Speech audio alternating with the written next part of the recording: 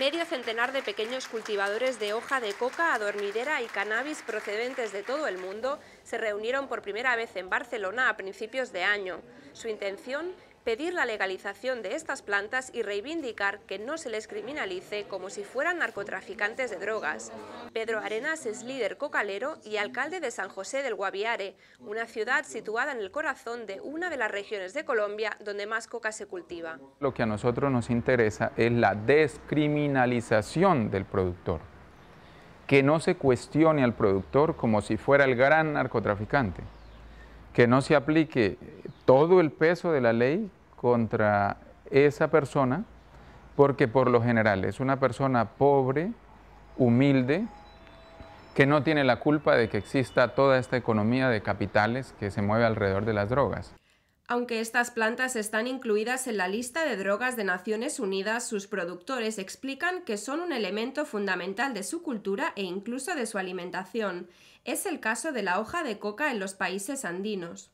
Como planta no genera ningún tipo de adicción, por el contrario, es utilizada por algunas abuelas para curar algunas dolencias propias de los niños, por ejemplo.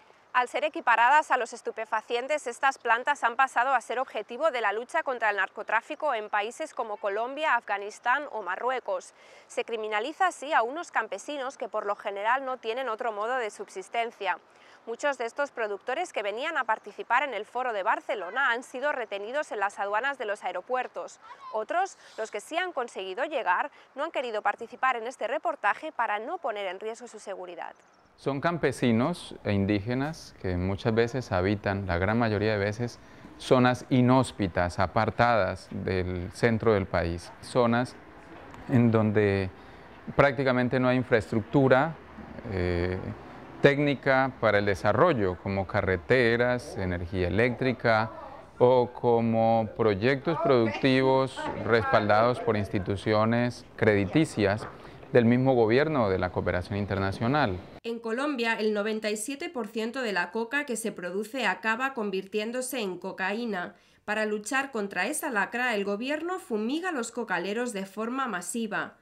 Desde 2001 se ha puesto en marcha el Plan Colombia en colaboración con Estados Unidos para luchar contra la producción y el tráfico de cocaína. Ha sido una inversión gigantesca de recursos, especialmente para tareas interdictivas, para tareas militares o policivas, que han incluido una agudización de las fumigaciones aéreas con el agroquímico glifosato, un herbicida no selectivo de contacto que al ser rociado desde aviones ataca no solamente las plantas de coca, sino que también ataca las plantas de plátano, maíz, yuca, arroz, los pastos de los ganados, etc.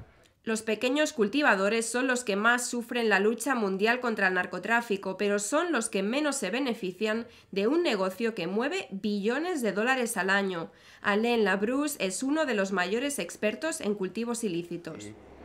Las hojas de coca para hacer un kilo de cocaína se le paga, digamos, $300. Y ese mismo kilo en la calle de nuestras ciudades, cortada, adulterada, puede reportar $500,000, o sea, 1.500 veces más. Sin embargo, hay países como Bolivia donde el cultivo de coca está permitido y controlado por el propio gobierno. Las hojas de esta planta forman parte de la alimentación diaria de una gran parte de la población de este país andino. Silvia Cruz es productora y picchea, es decir, mastica unas 150 hojas al día. Yo soy madre de 3 hijos, tengo una nieta de 4 años y mi nieta también ya sabe pichar, ¿no? Entonces es por tradición. Aunque estas plantas se identifiquen siempre con las drogas, lo cierto es que se pueden utilizar para elaborar alimentos y muchos otros productos de la vida cotidiana. De la coca se puede hacer pasta dental, se puede hacer galletitas que son muy nutritivas porque la coca es muy rica en vitamina. Del cannabis se puede hacer papel, ropa, una cantidad de cosas también. Los participantes en el primer foro de cultivos ilícitos celebrado en Barcelona quieren que sus voces sean escuchadas por la Asamblea General de Naciones Unidas, que actualmente trabaja en las estrategias contra las drogas para la próxima década. Tiene que ser una concertación entre tres partes, los productores, el gobierno de su país y la comunidad internacional, y que sea de igual a igual que se dé esas discusiones.